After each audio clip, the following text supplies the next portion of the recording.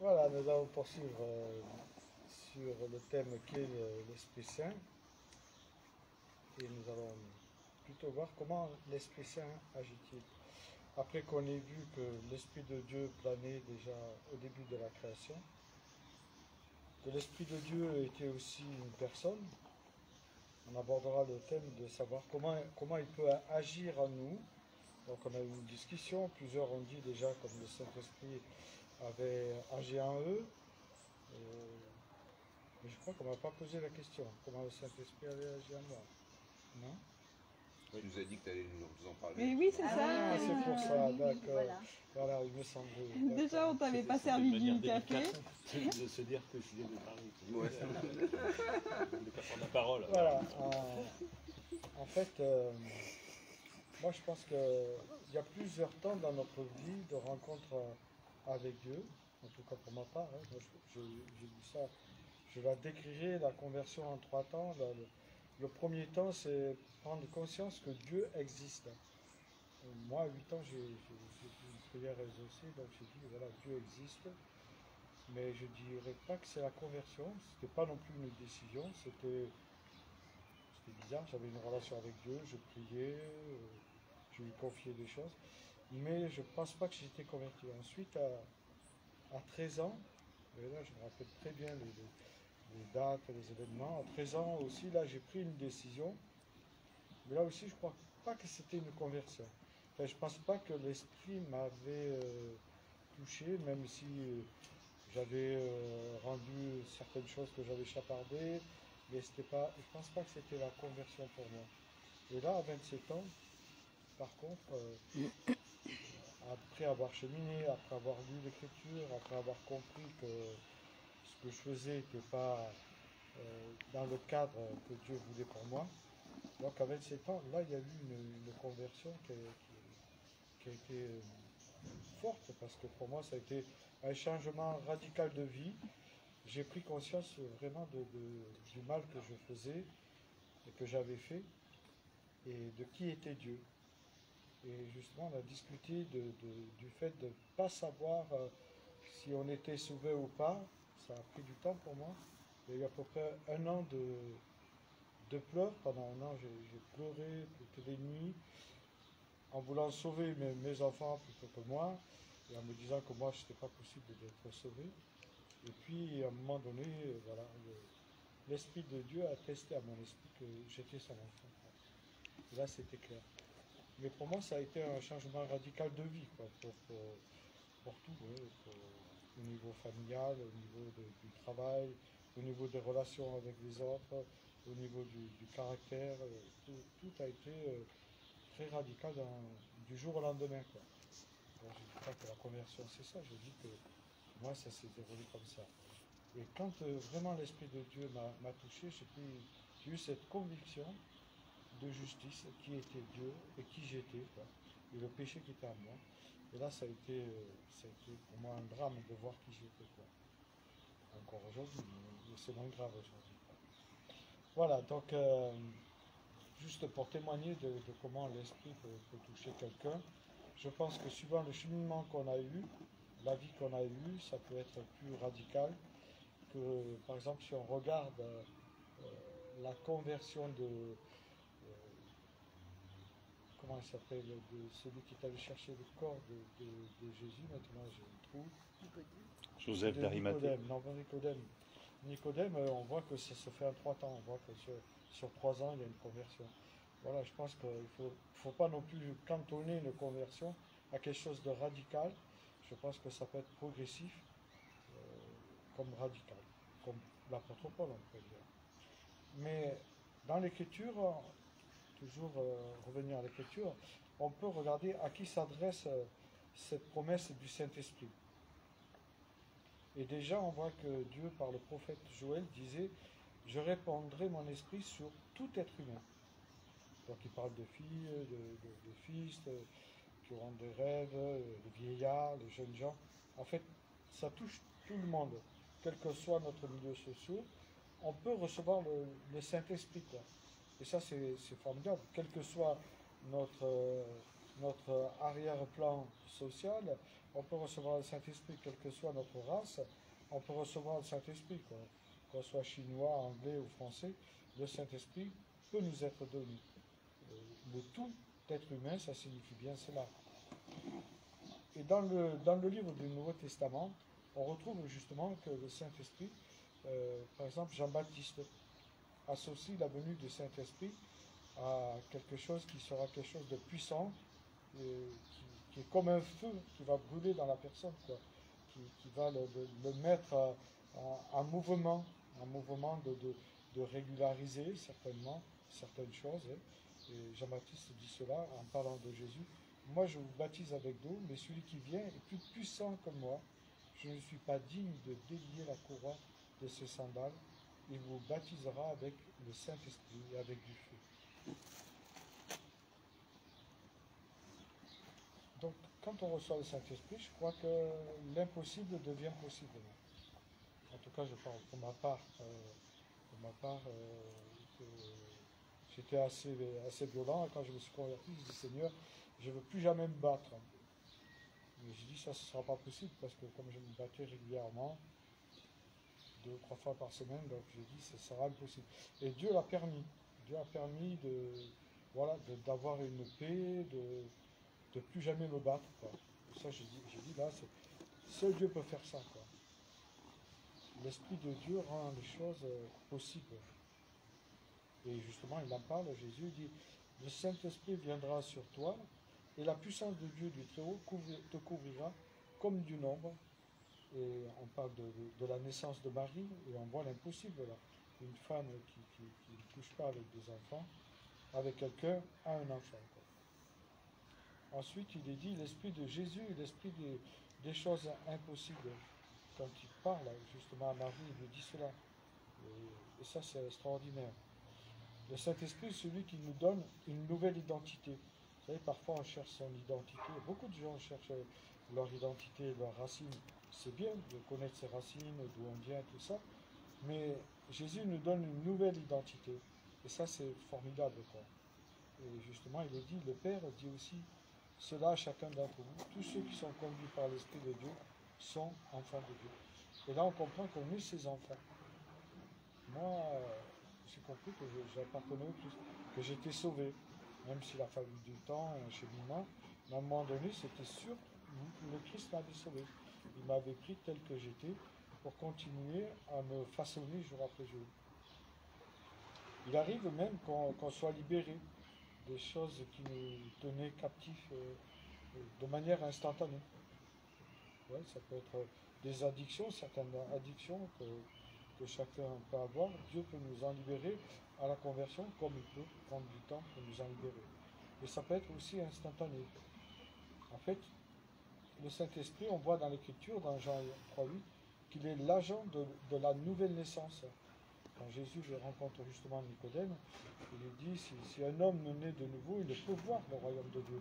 Et on voit que le Saint-Esprit amène une nouvelle naissance. Cette nouvelle naissance fait de nous ses enfants. Et Paul dira, elle fait de nous des nouvelles créatures. Si quelqu'un est en Christ, une nouvelle créature, les choses anciennes sont passées, voici toutes choses deviennent nouvelles. Donc on entre dans un mouvement de vie, une nouvelle vie d'action. Ça ne veut pas dire que radicalement on est libéré de tout, mais on est dans un mouvement. Et puis il est dit qu'il fait de nous des enfants adoptifs, comme on l'a lu tout à l'heure, avant de prier, dans Romains 8, 16. Mais au verset 15, il est dit que l'Esprit nous dit qu'on pourra crier Abba Père. Et ça c'est formidable, parce que si on était orphelin, en fait on retrouve un Père. Et Dieu même il s'identifie à une mère. Et donc si on n'a pas de famille, on retrouve en Dieu notre Père et notre mère. Parce que l'Esprit rend témoignage à notre esprit que nous sommes ses enfants. Il nous enlève aussi la servitude, la crainte qu'on peut avoir de l'au-delà, de qu'est-ce qui va nous arriver après. On peut être dans l'inconnu, mais pas dans une peur comme certains ont de la mort. Le Saint-Esprit aussi nous fait connaître Dieu intimement. Dans 1 Corinthiens, au chapitre 2, il est dit, mais comme il est écrit, ce sont des choses que l'œil n'a pas vues, que l'oreille n'a pas entendues et qui ne sont pas montées au cœur de l'homme, des choses que Dieu a préparées pour ceux qui l'aiment. Dieu les a révélées par l'Esprit, car l'Esprit sont de tout, même les choses de Dieu. Donc on voit que le Saint-Esprit peut nous révéler des choses qui appartiennent à Dieu, l'intimité de Dieu.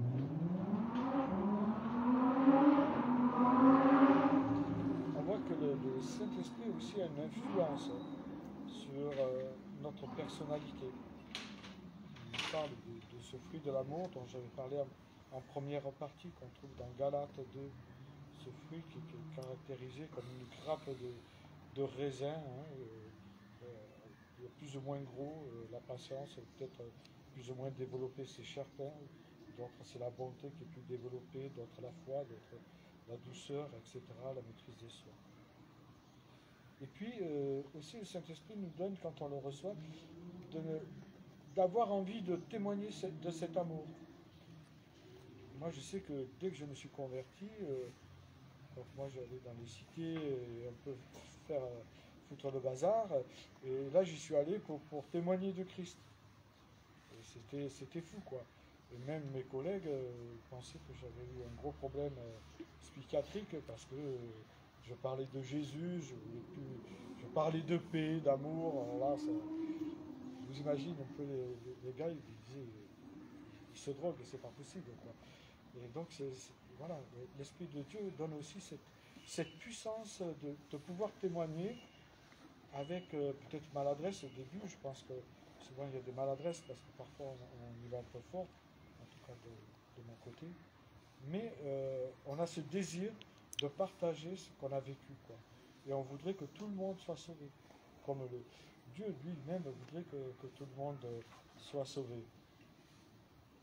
Et ce qui est formidable, c'est que Jésus avait annoncé la venue de cet esprit-là qui allait transformer les uns et les autres. Quand il mange avec ses apôtres, le jour où il prend le repas, il leur donne cet ordre. Ne vous éloignez pas de Jérusalem, mais attendez ce que le Père a promis, le don que je vous ai annoncé. Car Jean a baptisé avec de l'eau, mais vous, dans peu de jours, vous serez baptisés avec le Saint-Esprit.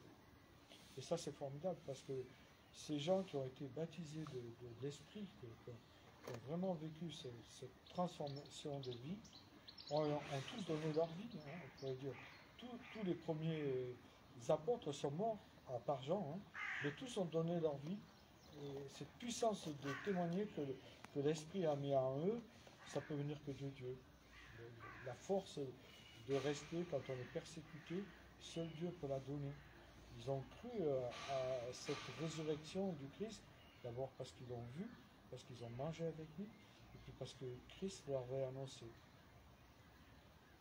Le Saint-Esprit est celui qui est venu poursuivre l'œuvre de Jésus, en fait. Et nous, en fait, comme on est des ambassadeurs, on est des remplaçants, tout simplement. On est des porte-parole du Christ. Il est aussi celui qui veille sur nous. Et Jésus dira dans Jean 14, « Je prierai le Père, et il vous donnera notre consolateur, afin qu'il demeure éternellement avec vous. » Donc un consolateur, ça c'est chouette, quoi. Quand on est triste, on sait à qui aller. Dans la Bible, c'est paraclet, c'est comme un parapluie qui s'ouvre quand il y a une saison de pluie, quoi.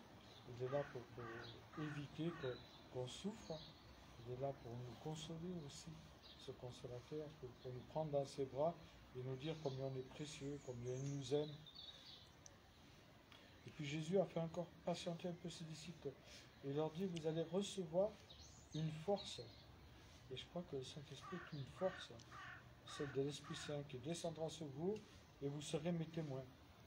On peut témoigner à partir du moment vraiment où l'Esprit de Dieu nous a touchés. Si l'Esprit de Dieu ne nous a pas touchés, je crois qu'on va mal témoigner ou témoigner maladroitement. Et puis Jésus est remonté au ciel et on sait qu'il intercède pour nous. Et puis cette Pentecôte, c'est quelque chose d'extraordinaire. Les disciples sont réunis pour prier, et ils sont là réunis pour prier, et d'un coup, il y a ce bruit qui vient du ciel, et ils sont tous assis, et ils voient apparaître des langues de feu, hein, tout vibre, tout tremble. Je ne sais pas si vous, quand vous êtes réunis, même à nombreux, si vous avez vu des murs trembler. Moi non plus. Bon. Mais là, c'est le cas, quoi. Tout a tremblé, et puis il y a eu ces langues de feu qui se sont posées sur chacun d'eux, et tous, ils sont remplis du Saint-Esprit. Et c'est intéressant parce que Dieu ne fait pas d'exception de personne. Quand on voit la Pentecôte, ils arrivent de toutes les nationalités, quoi. Il y a toutes les nationalités qui sont là, et le Saint-Esprit leur est donné. Et ces hommes et ces femmes, ils vont témoigner à droite et gauche de ce qu'ils ont vécu. Ils vont témoigner de cette assurance qu'ils appartiennent à Dieu, quoi. Alors, ce qui est formidable, c'est qu'on voit que dans la Bible, la promesse n'est pas réservée qu'à une certaine catégorie sociale, à des gens particuliers, pour des tâches spécifiques. Le Saint-Esprit est donné à tout le monde, à tous ceux en tout cas qui désirent le recevoir. Elle n'est pas donnée à des super évangélistes, super apôtres, super pasteurs, je ne sais quoi.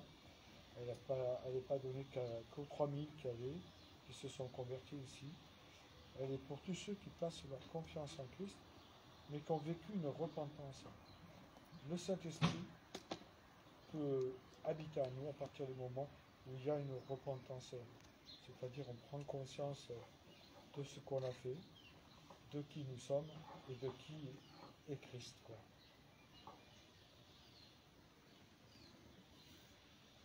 Et je trouve formidable de savoir que Dieu, quand il met son esprit dans une personne, il peut lui faire un demi-tour complet dans sa vie, quoi. Sa vie est complètement changée, quoi. Et ça, c'est formidable. Encore aujourd'hui, des hommes et des femmes sont transformés par ce que certains appelleront le baptême de l'esprit. Oui, c'est le baptême de l'esprit où justement Dieu peut nous donner des dons en même temps, où on peut recevoir des dons différents.